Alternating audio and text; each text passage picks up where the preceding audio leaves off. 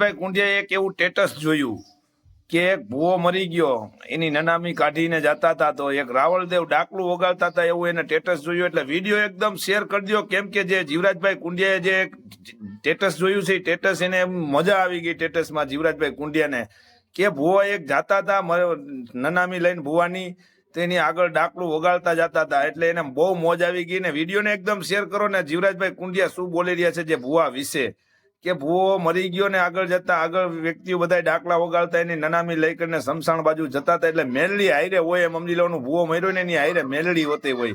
એટલે વિડીયોને એકદમ શેર કરી દેજો, લાઈક કરી દેજો ને ફોલો કરી દેજો ને વિડીયો પાછળ જોવો. દેવીને ભૂવો કેટલો વાલો હોય અને ભૂવાને દેવી કેટલી વાલી હોય, એ જગતમાં ઇતિહાસ આપણને બતાવે છે, પણ છતાંય આપણે એની જેવી ભક્તિ થતી નથી. હે અહીંયા મોટો દાખલો છે, બે દાખલા હામા હામા છે. દેવીને ભૂવો કેટલો, હમણાં એક સ્ટેટસ મેં જોયું હતું ભાઈ, મોબાઈલમાં તમે જોવો એટલે બધું કાંઈક સમજાય જવું હોય ભાઈ. ભૂવો મરી ગયો એટલે નનામી લઈ માણસો ખરગઠી લઈને હાલ્યા જતા હતા અને એક રાવણ ડાકલો વગાડતો જતો.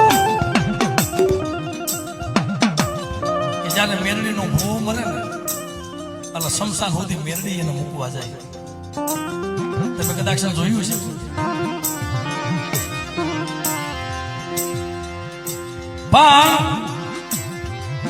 એ દેવીને ભૂવો કેટલો વાલો હોય, એટલે 100 મહિનાના દિવ્યું હોગ રાખે.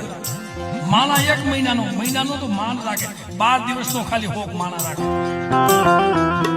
વાલામાં વાલું ઝાડવું હોય ને તો 20 થી 25 થી 1 મહિનો, 1 મહિના પછી તો હોગ ભાંગી નાખે ભાઈ. તહેવાર આવે છે, હારા કામ આવે છે, પણ દેવી 100 મહિનાના હોગ રાખે.